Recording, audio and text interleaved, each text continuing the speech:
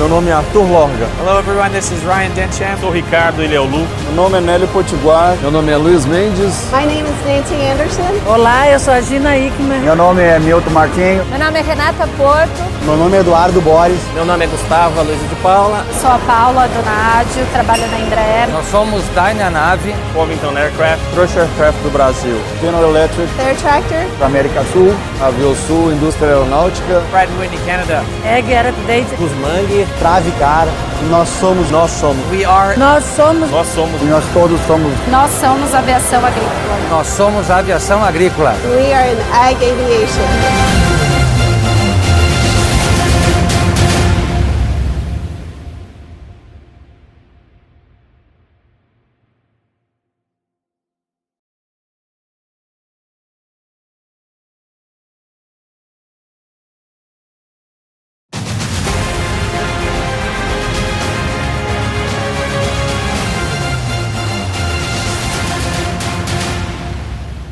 Antes de mais nada, eu acho que é importante posicionar uma coisa. Eu sou professor do Departamento de Engenharia Rural. Eu trabalho com a parte de engenharia. Eu sou professor da área de máquinas em geral.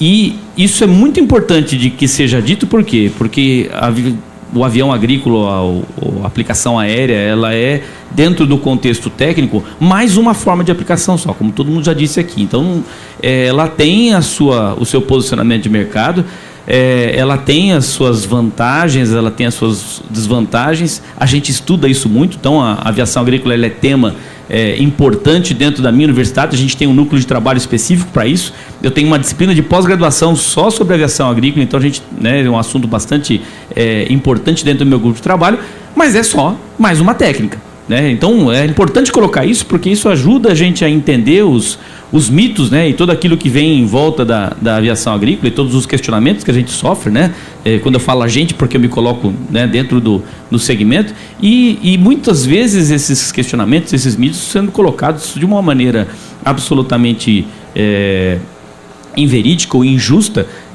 por a gente tentar, né, vincular a aplicação aérea a alguma coisa que seja especial ou fora do comum, né? E na verdade é uma ferramenta de trabalho como qualquer outra, né?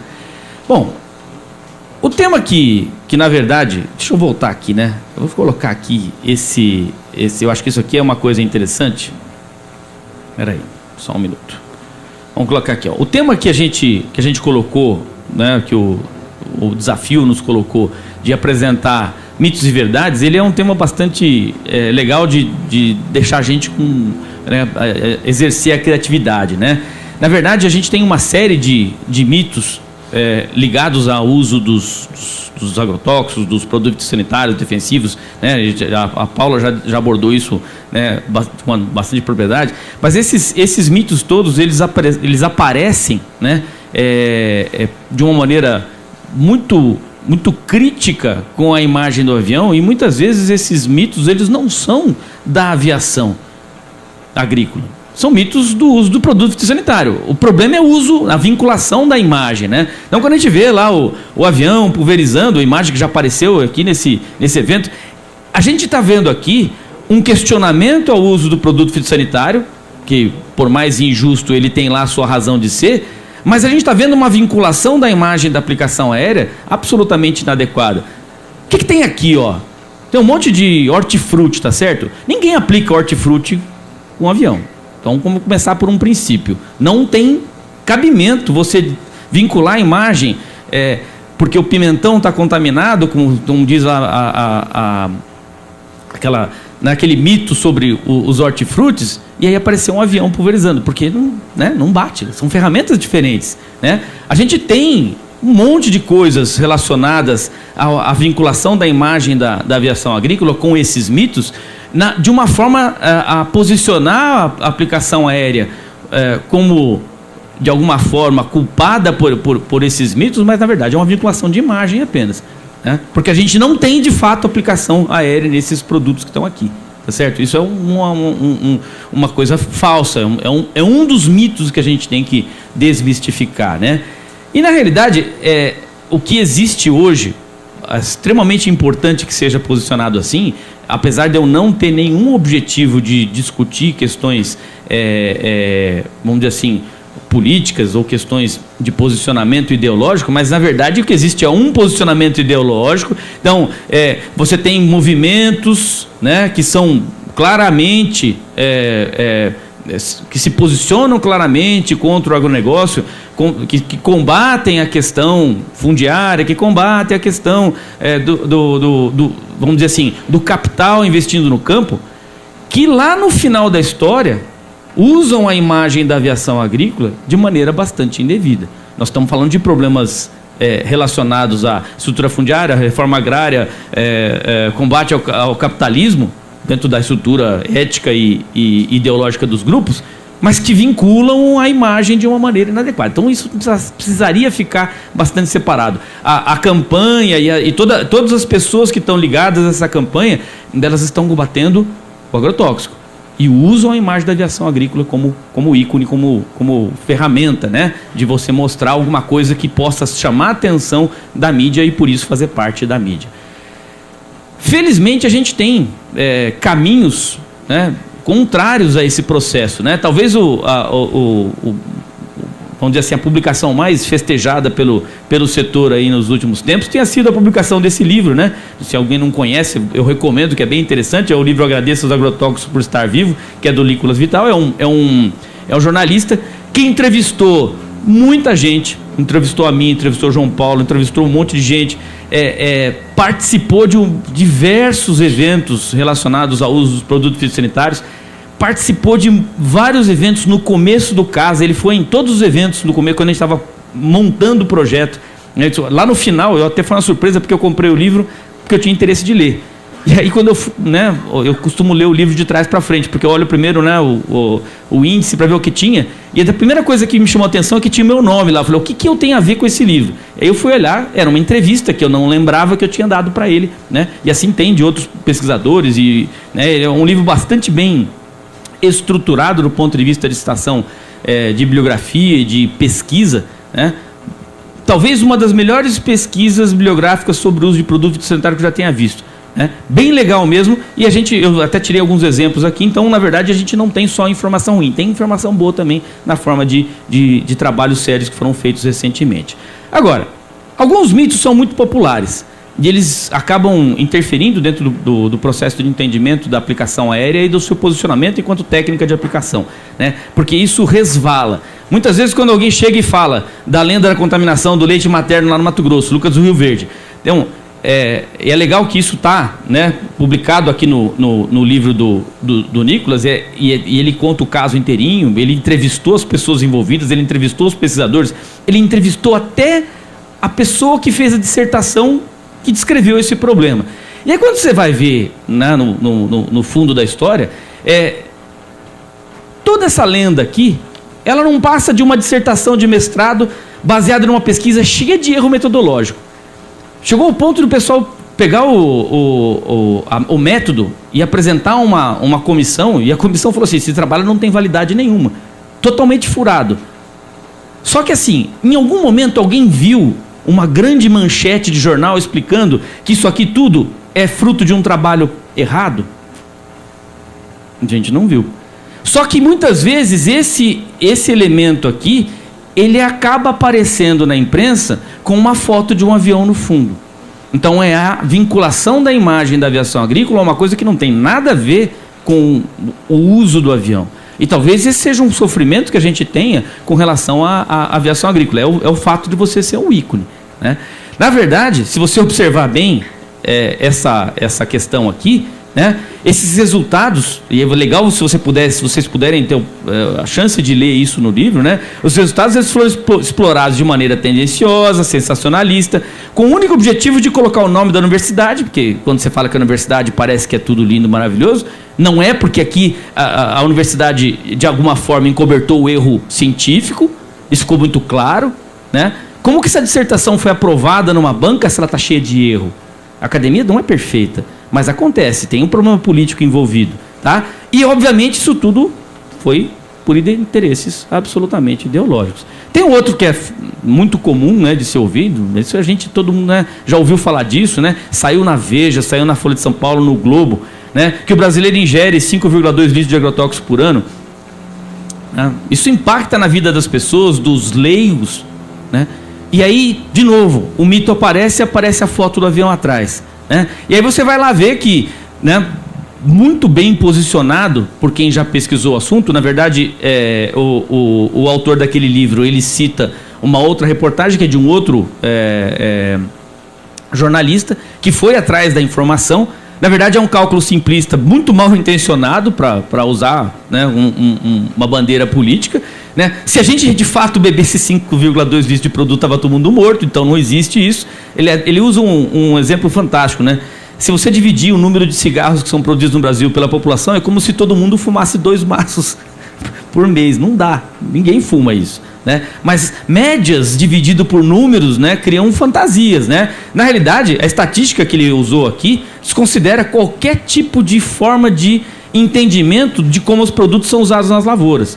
É como se de fato a gente estivesse bebendo produto, né? Então esse tipo de mito ele precisa ser combatido junto com outras histórias que aparecem dos produtos, porque eles atrapalham o entendimento da sociedade de como funciona a agricultura, o que é ruim, porque a gente depende. Lembra que metade da parte boa da geração de riqueza do país vem da agricultura e, de fato, isso aqui só serve, né, para denegrir a imagem de um segmento que é extremamente importante para a sociedade.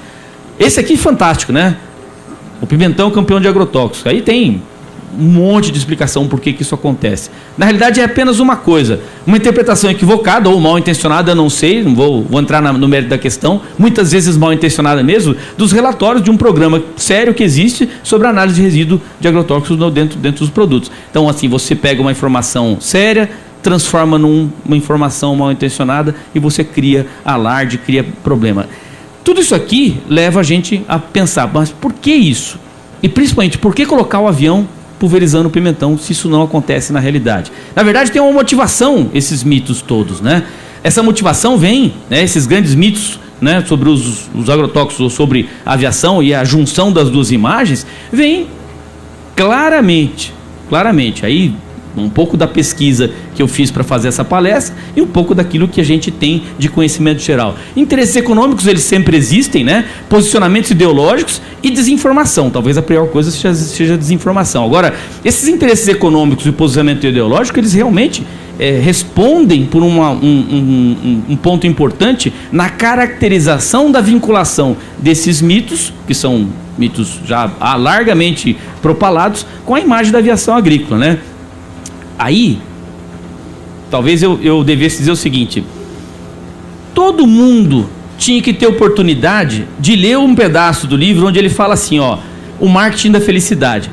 Porque é colocado tão claramente a felicidade que está por trás dos alimentos saudáveis e a vinculação disso com a imagem de atores, de televisão, de coisas bonitas, né? E que lá no fundo vem aquela mensagem: olha, esses produtos orgânicos aqui são fantásticos, eles não têm agrotóxicos, eles são mais gostosos, um monte de mentira que a gente sabe, né? Tem interesse econômico nisso? Tem, claro, evidente, né? Aí as evidências mostram que existem disputas entre grandes grupos da indústria mundial. Então, alguns grupos disputam com outros grupos, alguns detêm tecnologias que são valiosas, outros não, né? Então um grupo disputa com outro. Então eu pergunto, da onde aparecem os 20, 30 milhões por ano que a gente entende que se invista nessa campanha contra o agrotóxico? Alguém tem que pagar a conta. O dinheiro vem de algum lugar, não brota do nada, tá certo? Então de onde vem o dinheiro do Greenpeace, por exemplo, né? Alguém está pagando a conta, né? Tem interesses muito importantes dos grupos varejistas, as grandes cadeias de supermercado, sabe por quê? É 270% mais lucro vender uma alface orgânica do que vender uma alface normal. Se não tiver uma propaganda muito bem feita, você não consegue posicionar isso como um segmento rentável, né? Na verdade, esse segmento de produtos VIP, que é onde tem a maior lucratividade, onde um produto pode custar até 3 vezes mais, 4 vezes mais do que o outro, só porque está escrito que é orgânico, sendo que o gosto é o mesmo e a segurança alimentar é a mesma, isso só se sustenta quando você de fato tem mitos que são propalados, mitos que são posicionados, né? Interesses pessoais, né? artistas de televisão e outros que têm negócios ligados à agricultura orgânica e aparecem na TV, né, dia a dia fazendo posicionamentos que são potenciais aulas de questões de segurança alimentar, mas que carece de fundamento, né? E, obviamente, existem lá, né, como em todo lugar, os interesses políticos e ideológicos, né? Agora, quando o mito vira notícia, aí talvez fosse interessante a gente fazer um break e pensar no seguinte, ó. A gente já teve outros jornalistas em vários aspectos, em vários momentos, né? Eu conversei bastante com o Castor sobre isso, com todo mundo, falando muita coisa sobre mito de agrotóxico. Agora, essa ideia de que notícia ruim vende mais, ela vem, de fato, de qualquer estúdio de mídia que você possa fazer. Então, a gente precisa entender primeiro o que é uma notícia, né? E quem que gera o conteúdo para a gente entender por que o mito faz sucesso, né? E por que então faz sucesso colocar a aviação junto com esses mitos, né? O que é uma notícia, né? Quando a gente fala assim, olha, virou notícia. Notícia, a primeira coisa importante, eu já fiz vários treinamentos de mídia, tá? O que a gente chama de media training. Eu para poder trabalhar com determinados segmentos, eu fui treinado para falar com jornalista, tá? E a primeira coisa que a gente aprende é o seguinte: notícia é aquilo que foge à ordem natural dos acontecimentos. É o que rompe a rotina. Primeira aula que eu tive foi falar assim, professor, o que é notícia? Notícia é o seguinte: notícia é quando não passa o ônibus no ponto. Porque se o ônibus passa no ponto, é normal, não é notícia. Quando não passa o ônibus, é notícia. Então, assim, é notícia quando acontece um incidente. Quando deu tudo certo, não é notícia, tá? Então, do ponto de vista prático, para a notícia cotidiana, é assim que funciona, tá? E por que é importante estar na mídia?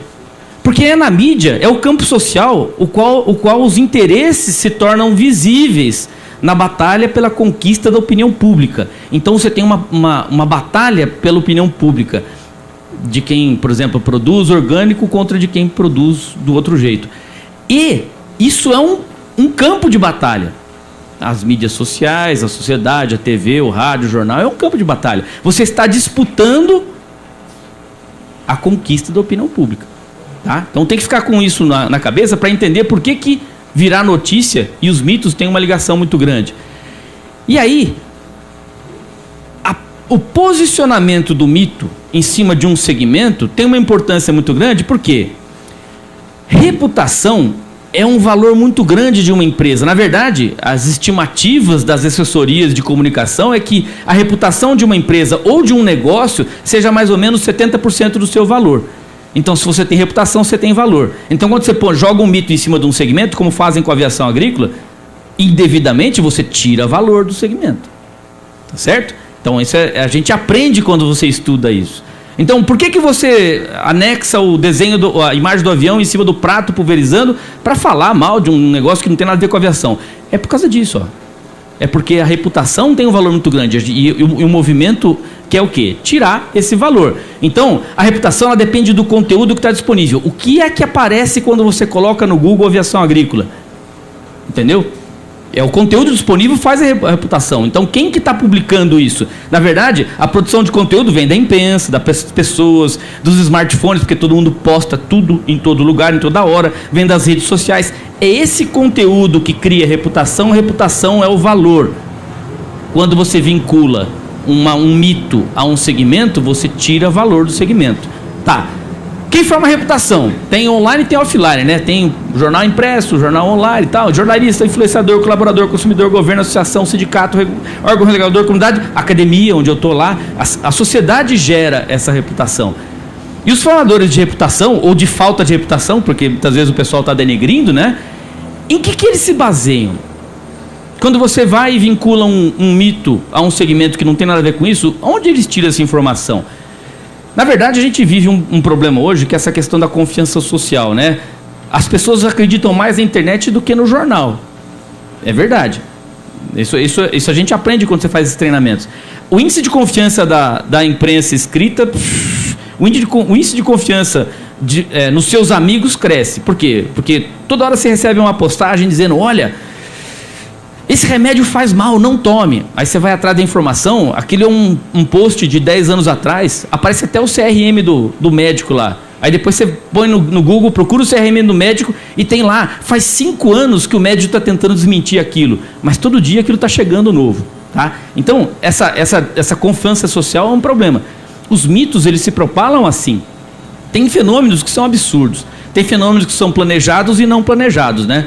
Alguns que são não planejados é assim, alguns youtubers, quem tem filho adolescente sabe do que eu estou falando. É um absurdo. Você assiste 5 minutos de uma postagem do cara, você fica louco, fala assim, meu Deus, o que é isso? Ou, para aqueles que ficam no WhatsApp vendo, essa tal dessa Fabiola Barros que tinha sumido e voltou agora de novo. Né? Quem já ouviu falar sabe do que eu estou falando, né? O gordinho da Saveiro voltou todo mundo, tá certo? Agora, tem os que são planejados, tá certo? Quem é da minha geração sabe quem é a Gretchen, tá certo? O maior sucesso da internet no mundo é hoje a Gretchen, mas isso foi planejado.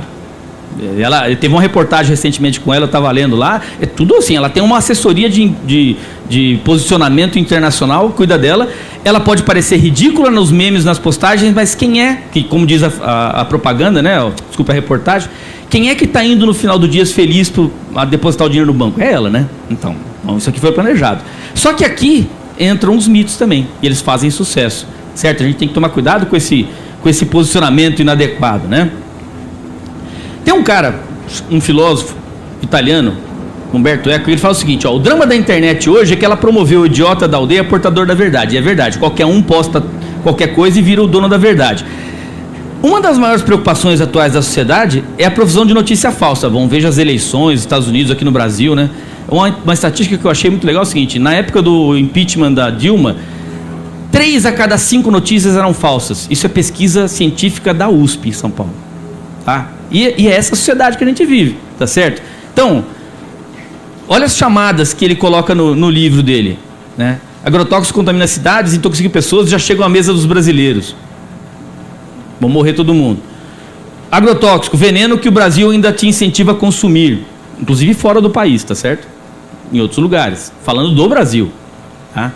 Aqui, ó, Bela Gil pediu e o agrotóxico pode ter venda proibida. Exame.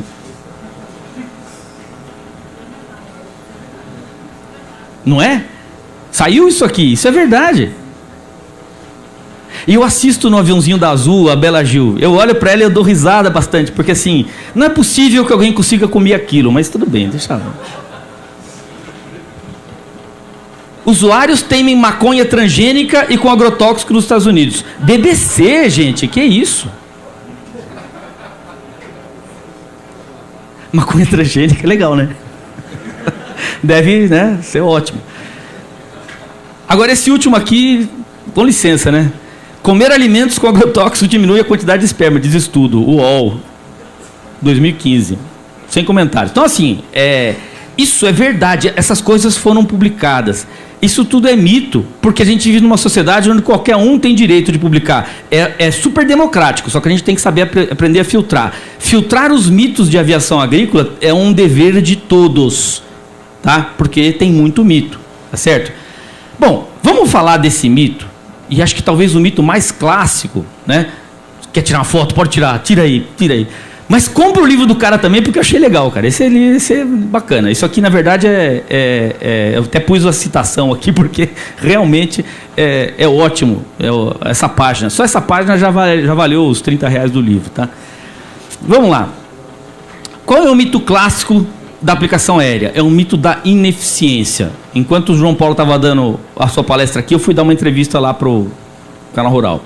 E o que a repórter perguntou? O mito da ineficiência. Por que diz que é tão ineficiente, que o produto vai tudo para o ambiente e tal? Então, o que diz o mito clássico? A aplicação aérea defensiva é uma prática ineficaz, pois menos de 1% do produto aplicado atinge o alvo. Sabe onde saiu isso? Né? Esse é um mito propalado por dezenas de fontes. Você escreve isso no Google, sai um monte de reportagem. Basicamente, a última aparição mais importante foi num texto da Gazeta do Povo, em 2012. Foi o que fez aparecer, na verdade, uma discussão muito importante que a gente faz até hoje com relação a essa questão de mitos, né? Foi esse artigo.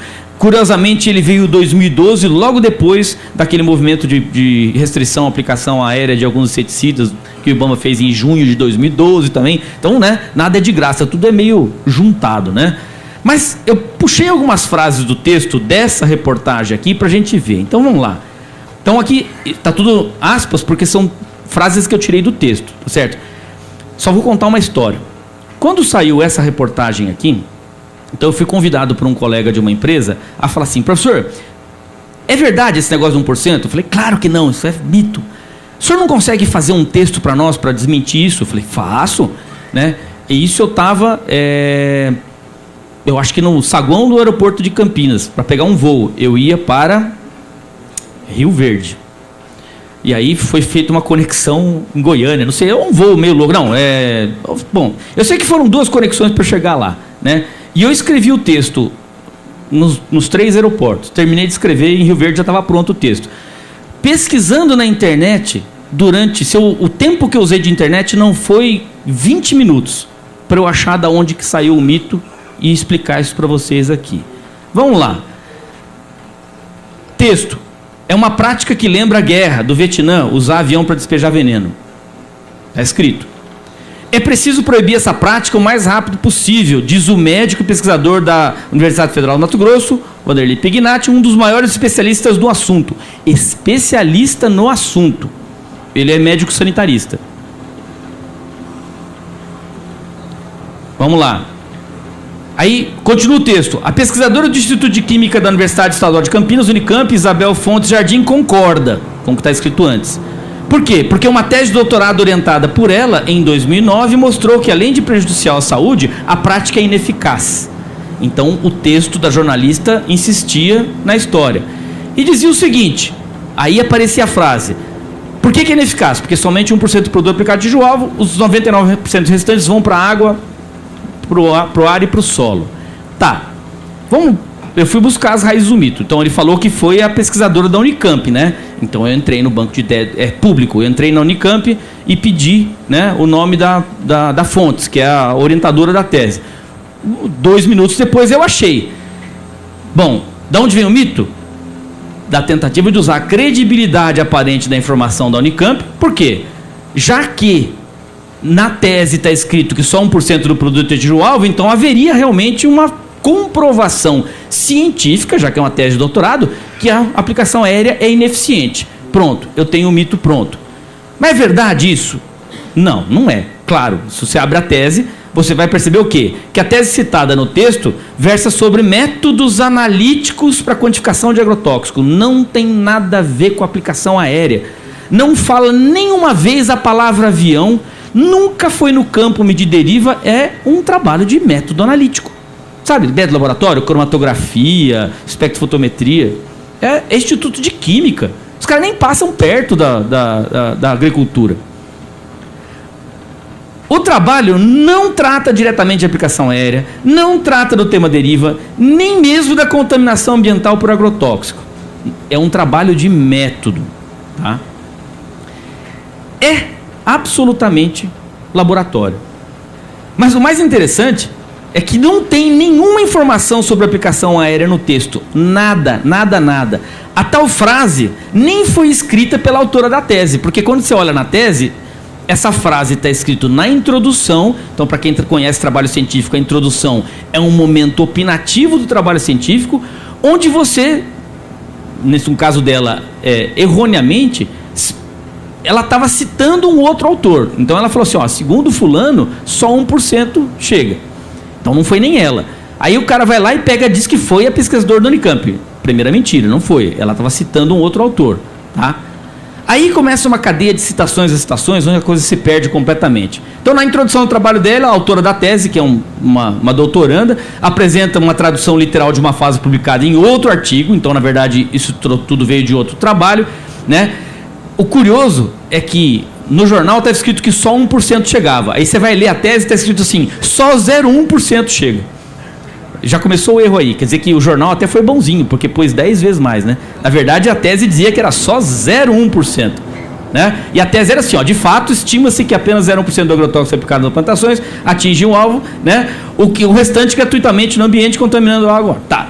Bom, aí a pergunta que fica é, portanto, é importante ressaltar, né, que não coube a autora da tese, não foi ela que, né, e nem a orientadora dela, portanto, essa frase não saiu da Unicamp, é mentira, dizendo que foi o que o jornal falou, né? É uma citação de um outro ator. Quem é esse cara? Tá?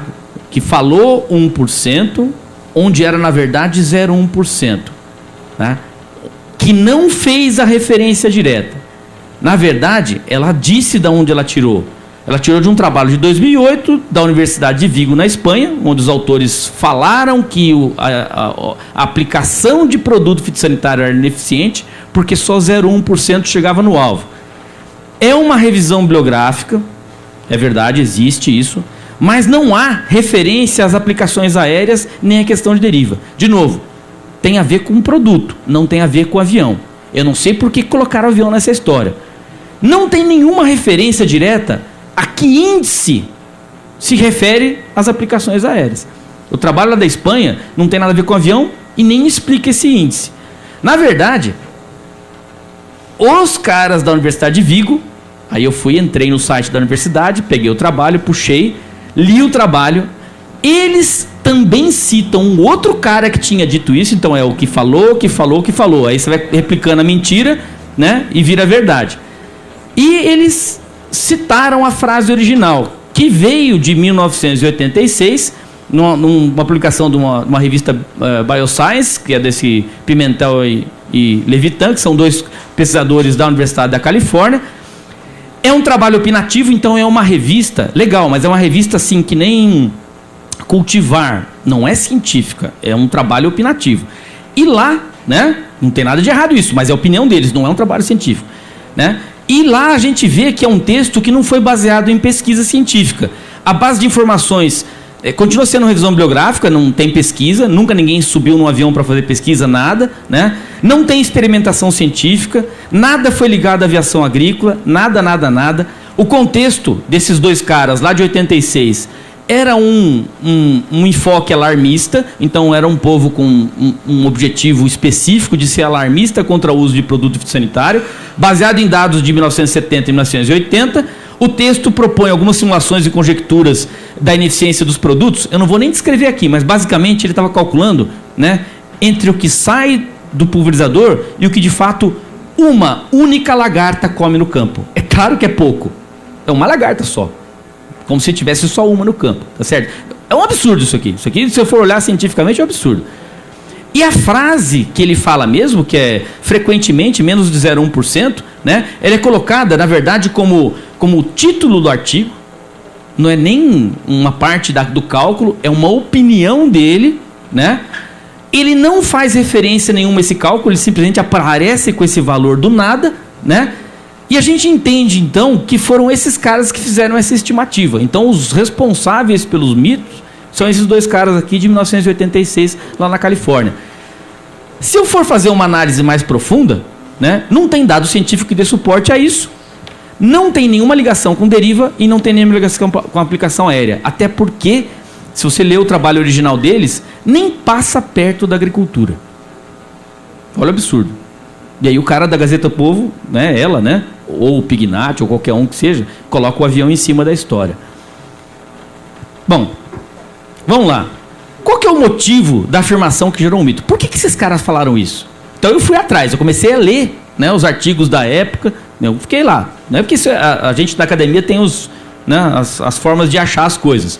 Na verdade é o seguinte, esses dois caras, eles buscavam chamar atenção na mídia na época. O que eles queriam era mobilizar recursos governamentais para pesquisas ambientais. Isso é uma coisa que a academia faz muito, é errado, mas faz.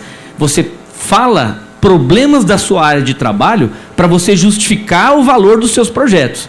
Então, o cara de aplicação, quem é de aplicação conhece o livro do Tomomassa de 1980. Quem é de aplicação sabe o que eu estou falando. É o principal livro do Brasil da década de 80.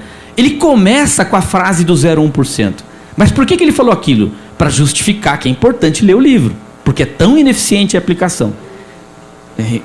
Propalando mitos. O que eles queriam era trabalhar com pesquisa ambiental, tá? Tratava-se de uma forma de valorizar o próprio trabalho. Mas o mais importante dessa história toda é que, em termos técnicos, muitos dos autores que sucederam nessa corrente de citação da estação, então, o espanhol que leu o trabalho dele, a pesquisadora da Unicamp, a aluna da Unicamp que leu o trabalho do espanhol, e a menina do jornal que ouviu falar da tese. Todos eles fizeram o quê?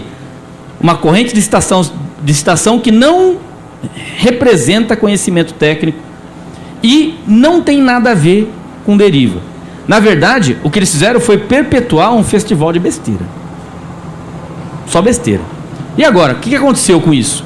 Bom, depois da gente olhar tudo isso aqui, o que fica? Fica a impressão de que o sensacionalismo, a ideologia, né? Tanto na imprensa quanto na própria academia, porque a gente tem culpa nisso, no fim são trabalhos de professores, né? Elas estão trabalhando contra o agronegócio. Porque se você prejudicar a aviação agrícola, você prejudica o agronegócio. Tentar vincular a aviação agrícola com tática de guerra, como o Vietnã, que é isso? Isso é baixaria, né?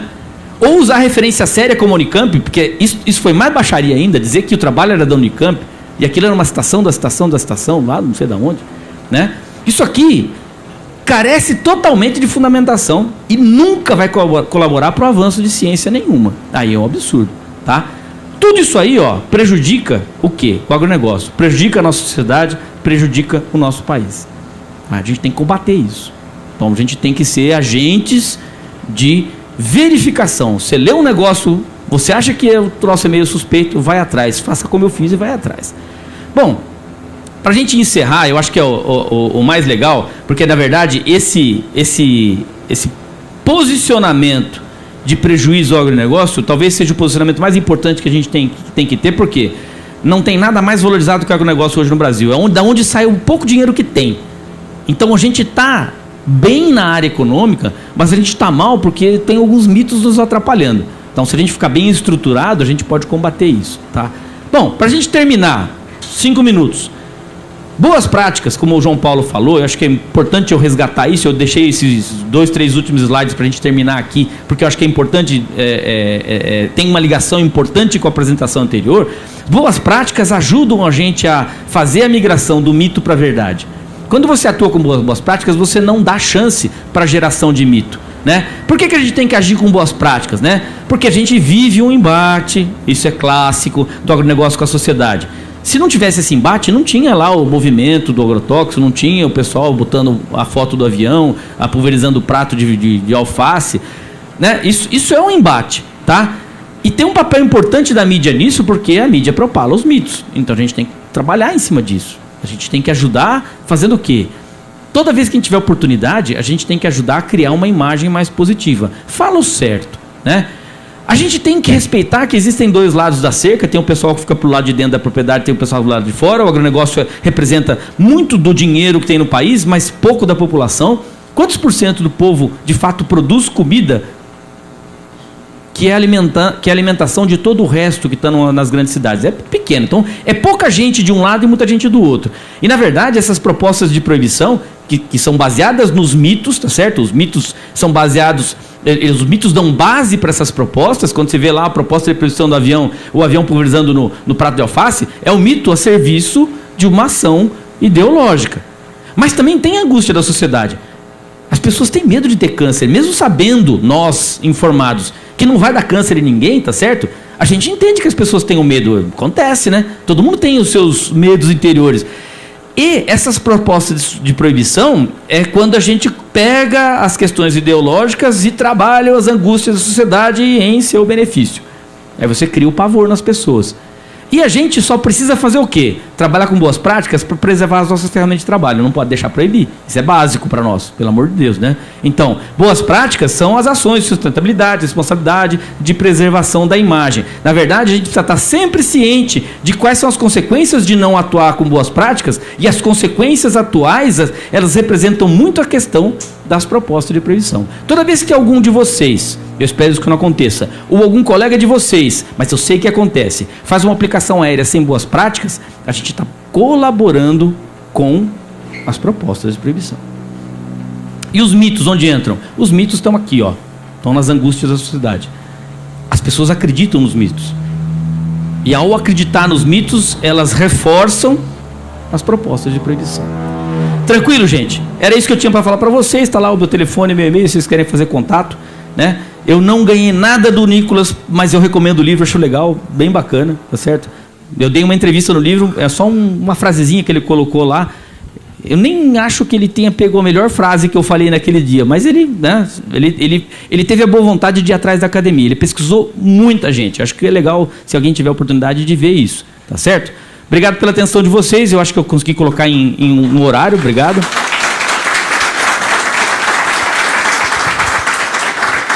Tem barulho de avião ali, o povo já deve estar ansioso para sair, mas eu agradeço a atenção.